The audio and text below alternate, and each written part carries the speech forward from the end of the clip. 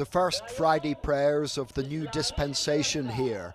It was worth checking out attendance levels at one of Kabul's biggest mosques.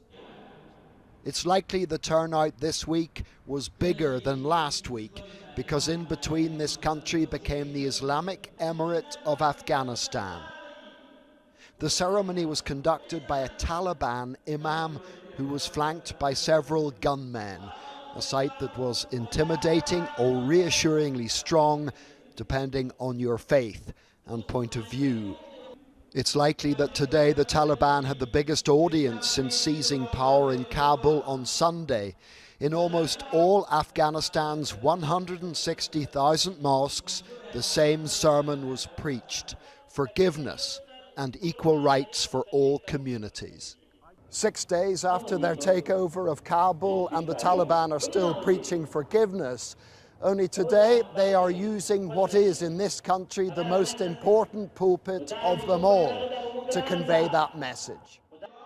The sermon also included an appeal to fellow Afghans to work for the development of the country rather than try to leave it. But at the same time, that's exactly what many Afghans were still trying to do. The road to the airport remains busy and chaotic.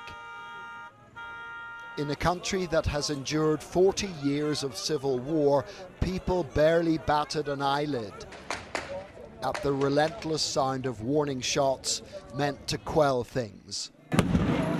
Closer to the entrance gate, Western soldiers used flashbangs in a vain attempt to bring some sort of order.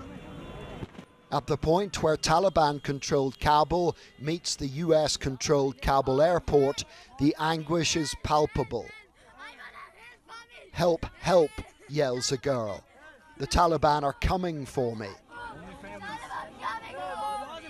The sight of mothers giving up their children to the embrace of American soldiers says it all about the desperation to leave here. This evening, 2 American warplanes appeared over the city. A warning to the Taliban not to impede the evacuation. On the ground, an atmosphere of uncertainty lingers. The shock of Sunday may have subsided, but Kabul has become a twilight zone of competing hopes and fears. Among the people daring to leave home for the first time was Mina, who said she had expected to see the city completely destroyed and was relieved it wasn't. As evacuation planes continue to leave, Taliban fighters continue to arrive. Afghans with no hope of getting out are getting on with things, still on tenterhooks of course, treading carefully among new rulers, wary of apple carts and upset. John Irvine, ITV News, Kabul.